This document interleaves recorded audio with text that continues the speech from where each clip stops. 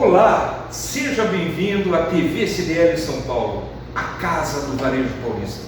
No dia de hoje temos a ilustre presença do doutor, mestre e professor universitário Roberto Fogueral. Roberto Fogueral também é especialista tributário. Roberto, convidei ele para o dia de hoje para falarmos sobre um assunto que está no momento, imposto de renda. Roberto, muito obrigado pela tua presença, é sempre bom e não é a primeira vez, tu já é de casa aqui na TV CDL. Eu gostaria já de começar o nosso bate-papo deixando o livro para te fazer algum comentário, para quem está nos assistindo, enfim, o espaço é teu. Obrigado pelo convite, Vitor. Fica sempre lisonjeado de participar do nosso movimento. Já está na frente disso, o pessoal já me conhece há cerca de pelo menos 20 anos. Então, já sabe exatamente onde dói o calo, onde aperta o calo do varejista do modo geral, e todo esse tempo a gente sabe. Neste ano, nós temos novidades, e como nós estamos falando de imposto, então é alguma coisa que enfia o goela abaixo nossa, né? Não é uma liberalidade, você não paga por liberalidade, você paga por imposição, não é gostoso. E este ano nós temos algumas novidades, não muitas, não muito poucas, eu diria, né? São bastante novidades, tanto que a Receita Federal, eu acho importante que o pessoal anote, segundo o que eu vou falar, ela editou uma instrução normativa de número, fiz a minha colinha aqui, 2065, 24 de fevereiro de 2022. Chama-se Instrução Normativa INRFB. Então, a Instrução Normativa da Receita Federal do Brasil, 2065, de 24 de fevereiro de 2022. Novinha. Sim, porque ela é uma instrução normativa com 11 laudas e 14 artigos para explicar apenas e tão somente as atualizações do imposto para este ano. Nossa! Então, aí vocês vão se preparando, porque infelizmente houve um acréscimo do tributo do ano de 21 para 22 e é um acréscimo do tributo assim, bem politicamente correto no discurso, né? Nossas autoridades monetárias dizem que não houve aumento do imposto, e sim uma redução dos descontos. Pois é motivo de riso se não fosse trágico. É verdade. Então, reduziu-se por excelência alguns tipos de descontos, né? Limitou-se infinitamente abaixo da inflação. Além disso, ainda houve um corte para poder financiar um monte de coisas que não vem ao caso nesse bate-papo. Então, nós já vamos se preparando, que hoje nós temos aí umas notícias não desagradáveis, né, mas seriam normais desse desagrado nosso, do nosso manicômio tributário, porque isso aqui é uma loucura de pagar imposto. Então, isso posto, fico à vontade para tentar esclarecer também. Não sou o dono da verdade, não quero esgotar o assunto, e falando também que nós especialistas em tributos, quando convidados a falar do imposto de renda, falamos exclusivamente de forma genérica. Não existe nada em que possa ser comparável uma pessoa a outra, porque cada um tem um problema. Aí o pessoal diz assim, mas você não tem problema nenhum, só tem essa dúvida. Bom, se você tem uma dúvida, você já tem um problema. Não dá para falar que existe dúvida sem problema. E você não consegue fazer uma análise deste problema sem uma análise pretérita da situação. Como é que estava no ano passado, como é que estava no ano retrasado, enfim, como é que está transcorrendo. Porque o leão hoje, ele não olha mais, quando eu falo leão, né, uma forma mais fácil, ele não olha mais para o dia 31 de dezembro, como se fosse uma fotografia do momento que você estava no seu patrimônio. Hoje ele olha como um filme, 1º de janeiro, 2 de janeiro e assim sucessivamente até o dia 31. É muito comum já há alguns anos o pessoal fala assim, não, no final do ano eu equilibro tal, o saco da empresa, tiro isso, faço aquilo tal. Mas as coisas não acontecem mais assim, né? Porque você equilibra, mas você tem um barco. Esse barco tem uma marina, quem paga? Mas tem um condomínio do seu apartamento, quem paga esse condomínio?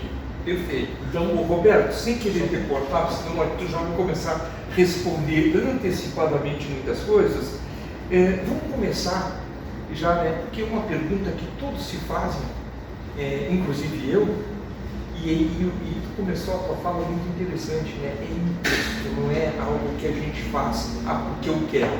Só por ser imposto já é desagradável.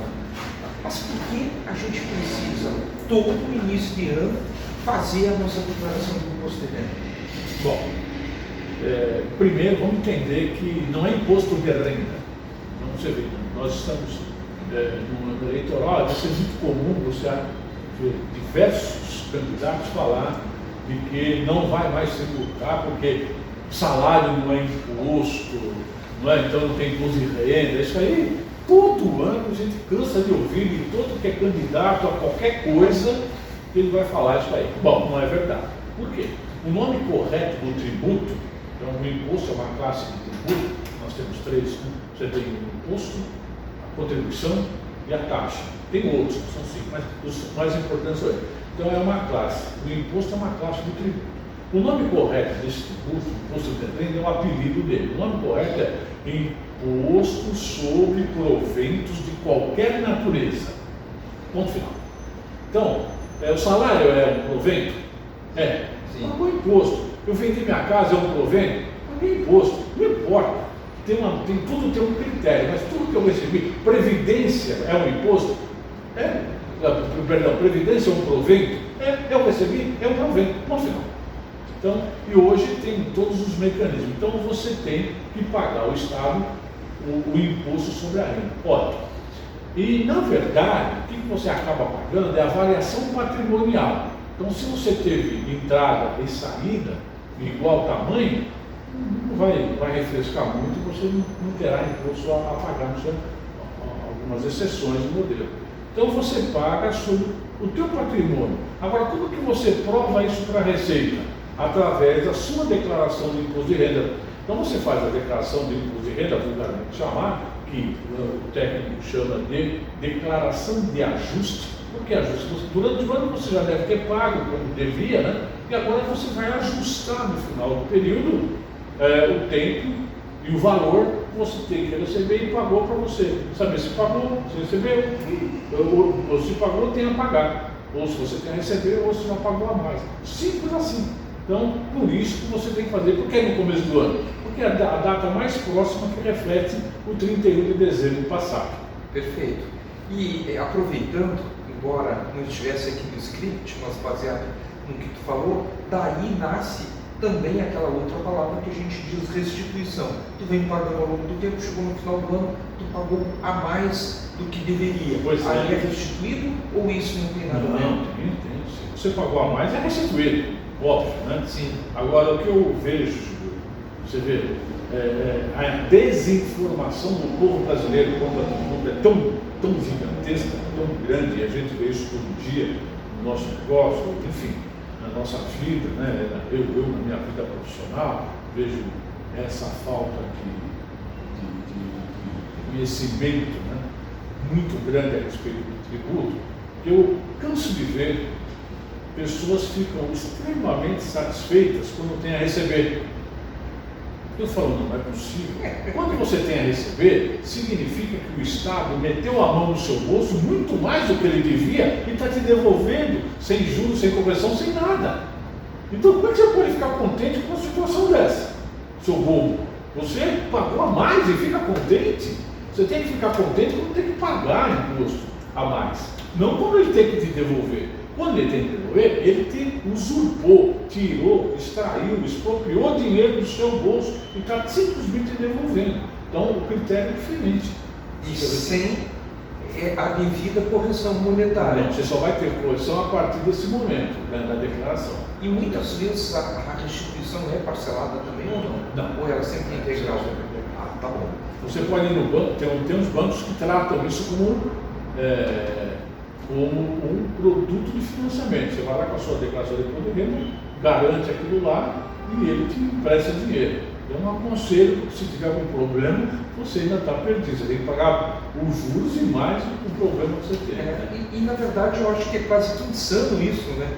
Porque se o governo não te devolve com correção e ainda tu vai usar isso para pagar juro, para ter o dinheiro antecipado. Mas eu entendi, desde o tempo que a gente mexe com isso, que o dinheiro mais caro do planeta é o inexistente.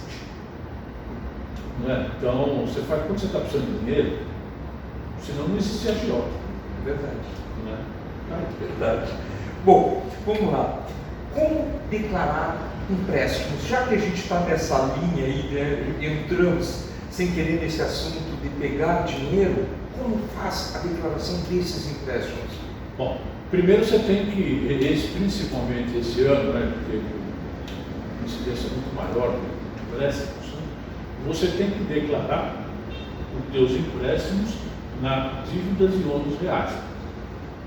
Então você vai lá no seu programa de renda, abre e tal, tem uma ficha específica para dívidas e ônus reais.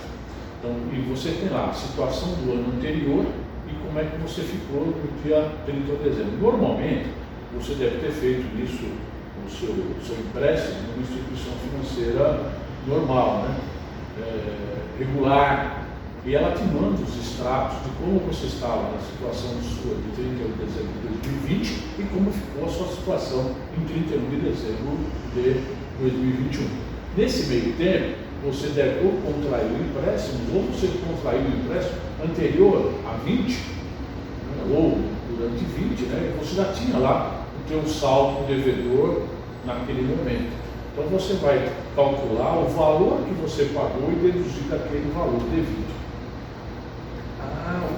O empréstimo então, que tu faz, tu consegue deduzir? Não, deduzir do valor que você devia, não deduzir do imposto a pagar, são coisas diferentes. Você tem que informar o seguinte, ó, por que é importante, foi muito pertinente a sua pergunta, o que a Receita olha? Quanto eu ganhei e quanto valeu meu patrimônio? Isso é um pouco básico de partida deles, tá? Eu ganhei 10, meu patrimônio cresceu 20, opa, acendeu um farol vermelho aí descomunal. Onde está esses outros 10 dele? Ah, mas eu peguei emprestado no banco X. Ah, legal, eu peguei emprestado no banco X. Como é que ele vai pagar? Não, aí ele vai entrar. Esses 10 que ele ganhou, paga a prestação que ele está no banco? Então, você tem que fazer essa equação fechada. Mas nada, a pessoa física não desconta, não abate juros de empréstimo. Entendi. Não, eu entendi, foi perfeito. E essa pergunta, eu acho que retrata bem a situação de muitos brasileiros hoje, né? Sim. Porque viveram momentos desafiadores e acabaram buscando recursos em instituição financeira justamente para, vamos dizer assim, diminuir, né, esses desafios. Nós estamos lá remetendo para o início, o dinheiro mais caro do planeta é o inexistente. Exatamente. E tudo tem um preço, na verdade, né, Federal? Vamos lá. Quais os tipos de rendimentos que são declaráveis? Como nós falamos, o meu nome certo do imposto, guardou, o nome certo do imposto de renda é imposto sobre proventos de qualquer natureza. Bom, tudo deve ser declarado. Ponto final. Então, entrou dinheiro no teu banco, deve ser declarado. Não importa a natureza. Por quê? A limitação do desconto na tributação se dará de acordo com um regulamento específico. Então você tem lá rendimentos tributáveis, normalmente recebidos de pessoa física ou pessoa jurídica, você tem rendimentos não tributáveis, você tem rendimentos tributáveis exclusivamente na fonte e rendimentos isentos. Então, isso normalmente, quem te informa através daquele informe de rendimento já te fala como é que é o teu rendimento. Olha, esse rendimento foi tributado exclusivamente na fonte, é o caso das aplicações financeiras. Esse rendimento foi isento, caso de férias, 13º, férias indenizadas. A poupança também é? A poupança é um rendimento isento, sim. Então, esse é isento. E aproveitando esses investimentos que cada vez está mais forte em criptomoeda, Como é o controle disso? Esse tipo de investimento ainda não existe uma regulamentação perfeita. A Receita ainda está falando. Mas você falou primeiro de rendimento, não de investimento. Então, rendimento, você declara tudo. Se a criptomoeda te der rendimento, você também vai ter que declarar. Se ele é isento, tributável ou não, vai depender do enfoque que a Receita está dando. Mas a declaração você tem que fazer. Entendi, perfeito. Você tem que declarar o rendimento. Se rendeu. Sim, mas como e eu acho que isso da criptomoeda ainda está uma nuvem por cima, né? Porque não tem controle. Exatamente. Tudo aquilo que não tem controle assusta. Por quê? Pode ser objeto de ilicitude. Exato. Então, de fato está sendo. Está se aprimorando, porque é complicado mesmo você ter uma moeda não moeda. Não é? Então, Agora, aproveitando essa de controle, o governo cada vez cria mecanismos mais perfeitos, vamos chamar assim, para controlar isso. O PIX é uma prova disso, se popularizou de uma velocidade, mas eu acho que o controle também acaba sendo muito mais forte pelo governo do que se move. Não, isso é ilusão. Eu já falei e escrevi sobre esse assunto. É muito comum nessas redes sociais que a gente frequenta, você dizer que a Receita Federal agora consegue controlar tudo através do PIX. Ilusão idiótica, eu digo, não é idiótica, é isiótica, né? Idiótica na escala do conhecimento. Por quê? Ela já tem isso. Os bancos são obrigados a fornecer uma obrigação acessória. O que é obrigação acessória? São informações que a Receita, que o governo, que o Estado determina que você tem que fazer para provar o seu imposto. Tá? O imposto é a obrigação principal. Então, eu paguei 10. A declaração de imposto de renda é uma obrigação acessória que o cidadão tem que fazer. Ele pagou 10. Ele tem que fazer essa obrigação acessória da declaração de imposto de renda para provar que os 10 dele está certo. Esse é o objeto da coisa. Então, vamos lá. Os bancos têm uma obrigação acessória chamada e-financeira, que antes chamava de MOF, demonstração da movimentação financeira do indivíduo. Então, cada CPF tem uma sua pastinha lá na Receita, no supercomputador da Receita. Nessa pastinha tá todos os valores movimentados em banco, de qualquer espécie, natureza ou forma. Tudo que entrou na sua conta e tudo que saiu na sua conta. De qualquer forma, pagamento, recebimento, aplicação de poupança, tudo que você pode imaginar está lá. O banco oferece isso à Receita Federal a cada 180 dias, nos meses de fevereiro e nos meses de agosto. Então ela tem lá, ela sabe exatamente quanto que entrou no dia 10 de janeiro, quanto saiu no dia 12 de fevereiro, sabe tudo. Então ela tem lá. Os bancos fornecem streaming isso aqui lá para a Receita. É a obrigação acessória dos bancos. Mas eu tenho meu sigilo bancário. Bom, você não tem sigilo bancário nenhum. Porque está lá, o banco é obrigado a fornecer. Mas a Receita não pode quebrar. Ela não quebra a informação sua. Por quê? Está na própria Receita, ela muda de mesa.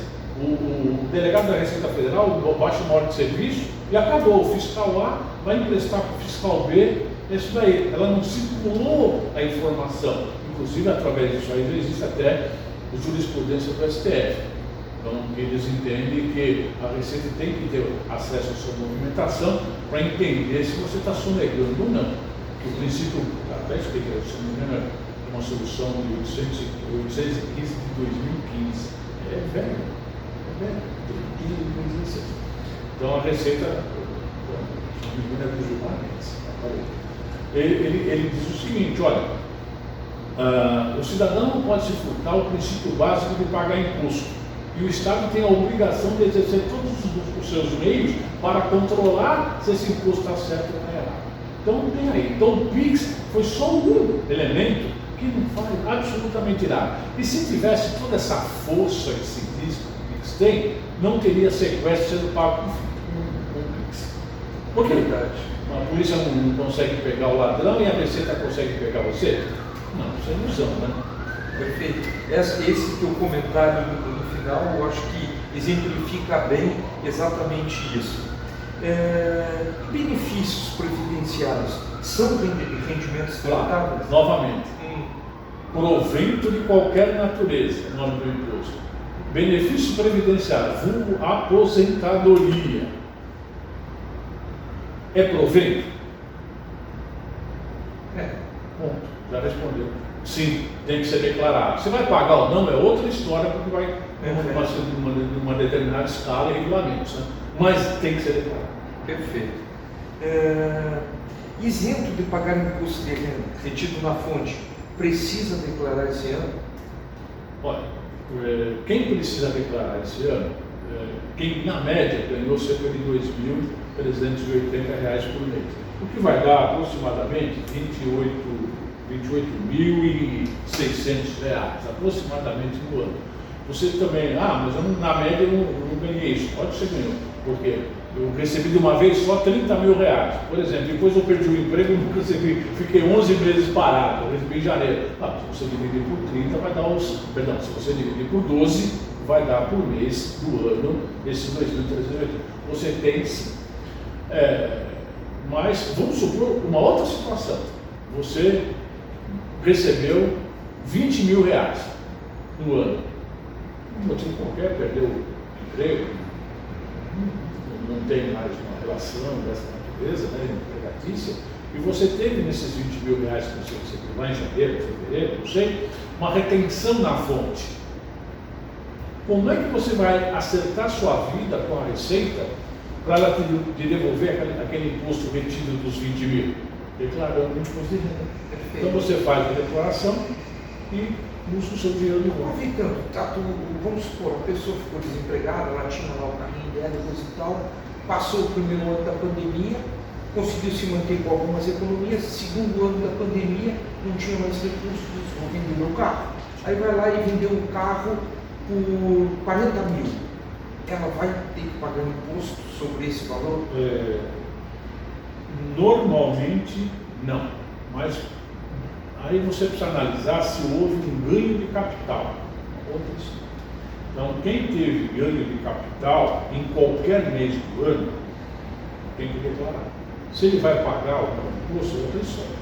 Mas o que é ganho de capital? Tem lá o que é. Você vendeu uma casa, por exemplo, um imóvel qualquer, ou um automóvel, um barco, sei lá, um avião, o que você vendeu? Então, você vai apurar uma declaração chamada declaração de ganho de capital. É um programa da Receita que você tem até 90 dias após a venda do bem.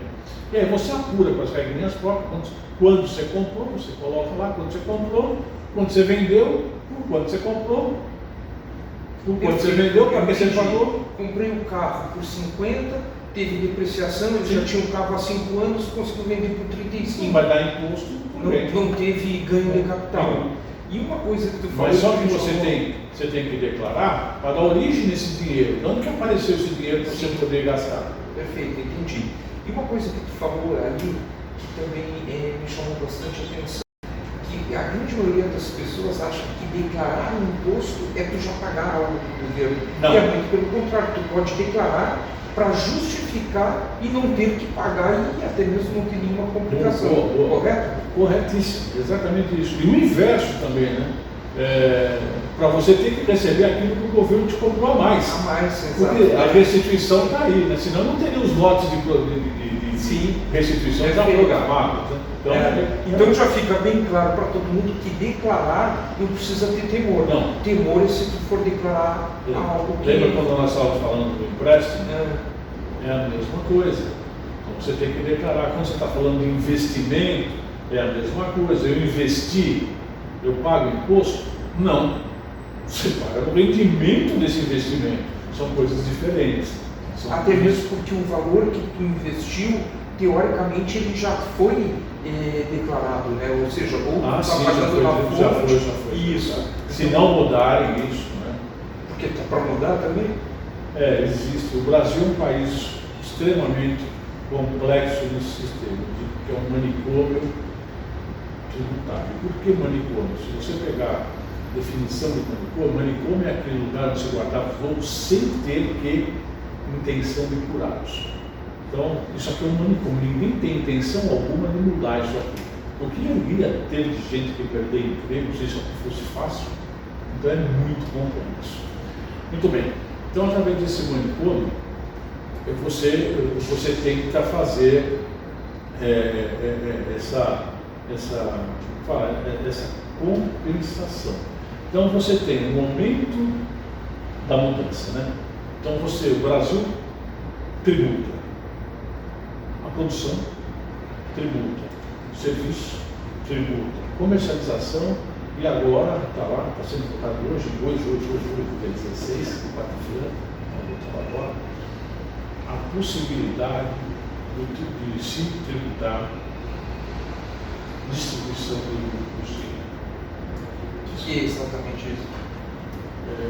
Isso vai influenciar muito, e eu acredito, infelizmente, que isso deva passar, porque nós vivemos num cobertor extremamente curto. Se fala de reforma tributária, desculpa, não tem problema, fica à vontade, quem está interessante. Porque você tem o foco da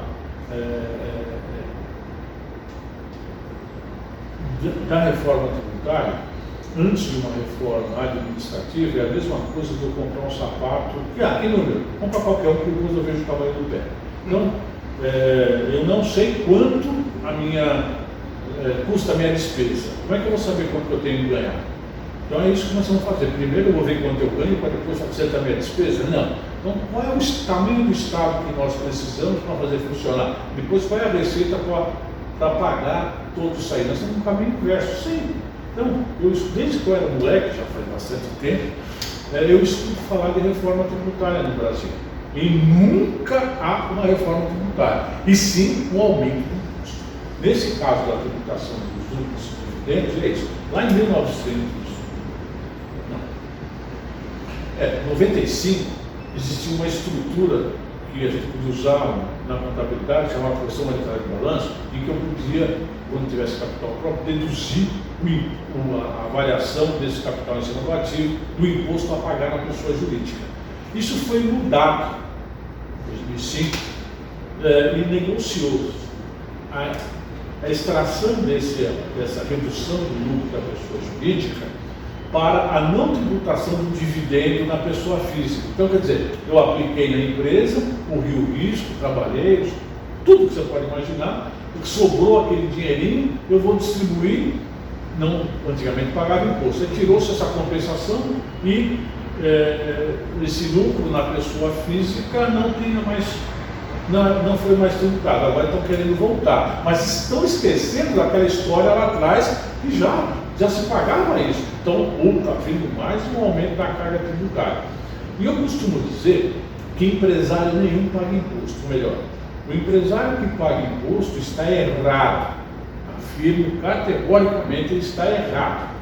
Por quê? O nosso ordenamento jurídico, ele diz o seguinte: quem paga o imposto é o consumidor do bem.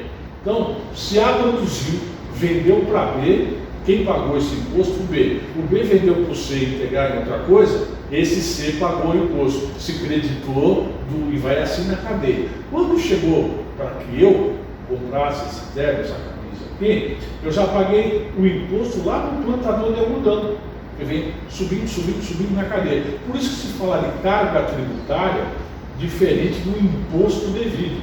Então a nossa carga tributária é alguma coisa perto de 30%. Então é muito caro tudo isso e o cara está errado. Agora você vai tributar capital através da distribuição de lucro. Então o Brasil inovou, totalmente inovou. Então nós pagamos sobre produção, sobre comércio, sobre serviço e também agora inovando sobre o capital. É o único país do mundo que paga imposto de renda, ou se cobra imposto de renda sobre capital de trabalho. Então, o mundo todo se preocupa, para nós, a gente sabe isso do movimento varejista, o mundo todo se preocupa em quê? Em vender. O Brasil é o único país do planeta que se preocupa em cobrar imposto. Então, e nós estamos aqui nesse assunto. O que é? O nosso acerto aqui qual que é? É isso aqui, olha, eu vou pagar, como é que eu faço para pagar menos? Não, cara, você não pode pagar menos, sabe? Porque a lei não permite. Aí o cara fala assim, não, mas não tem um jeitinho? Ó, Para aquele pessoal que acha ainda que tem jeitinho, esse jeitinho já terminou há 3 anos. Não é possível desinformar a Receita, ou sonegar a informação, ou informar errado, ou informar incompleto. Eles pegam através desse movimento que é a lei financeira que os bancos pagam lá. Então, se você caiu numa malha fina, por qualquer motivo, vou dar um exemplo para discutir um pouco. Este ano, dentro das inovações, nos dependentes, você tem que informar o e-mail do dependente e o celular. E para quê? Para que a Receita confira no grau de dependência como é que é. Sabe? Era uma escapatória que tinha. Agora, o que está acontecendo? A Receita tem um robô para fazer tudo. Ela não tem mais fiscais. Tanto que não chama mais fiscalização. Para quem não sabe, chama-se compliance, conformidade tributária. Não é mais fiscalização. Ele não precisa mais ir na sua casa para saber como é que você está. Ele aperta o botão, o robô faz tudo. E qual é o grande problema do robô para o ser humano? O robô para o ser humano, diferença é diferença. Antigamente, o ser humano pegava, o fiscal pegava, não sei, ali material, vou pegar na tempo, vou para aquele que está devendo 10 mil. Né? Então, agora não, o robô tira 1 centavo, 10 centavos, R$1 e vai tirando. E aí a Receita vai jogando para a malha. Se você não tem nenhum tipo de necessidade, você não vai nem se preocupar com isso. Mas ele te inscreve no maldito CADIM, que é o cadastro de inadimplência.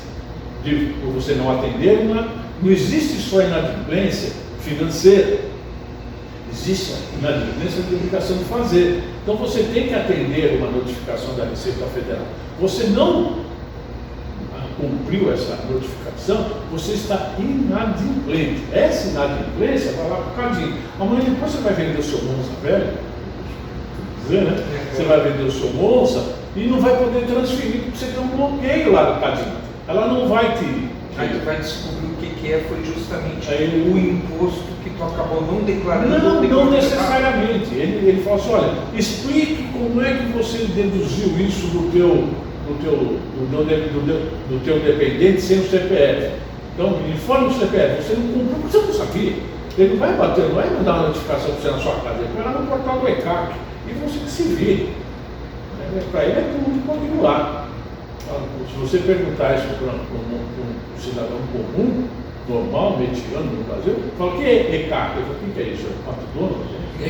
Aproveitando, responde então. Então, é o portal do contribuinte da Receita Federal.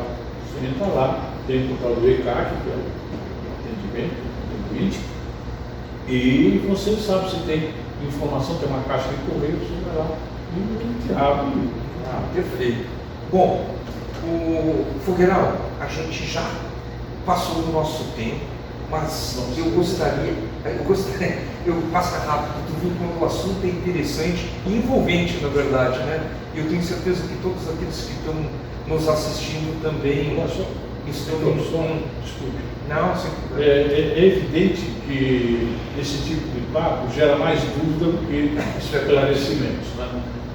Pode convergir a você as dúvidas que porventura o pessoal que está nos vendo aí, e você me repassa que eu tenho imenso prazer em responder. Legal, mas a gente não encerrou ainda. Eu vou fazer uma última pergunta. Aproveitando essa questão, né? Vai para o ECAT, a Receita, ECAC, enfim, a Receita fica no controle, né? A multa de atraso das declarações ou para aquele que não declarou? Lógico, vai dar a mesma coisa, vai para o mesmo lugar. Agora, essa multa é importante esclarecer o seguinte: é uma multa de R$185, R$165, eu marquei alguns aqui e acabei esquecendo. A multa é de 165,74. É muito número para guardar até para mim. Agora, isso é importante que não é sobre o imposto de renda que você vai pagar ou receber. Porque você pode também imaginar da seguinte forma: a multa ela é limitada, a multa mínima de 165, por falta de declaração indevida, ou enfim, qualquer outro. Tem um elenco lá nas penalidades, e você ainda paga o 1,65 mais 1% do valor do imposto devido, né?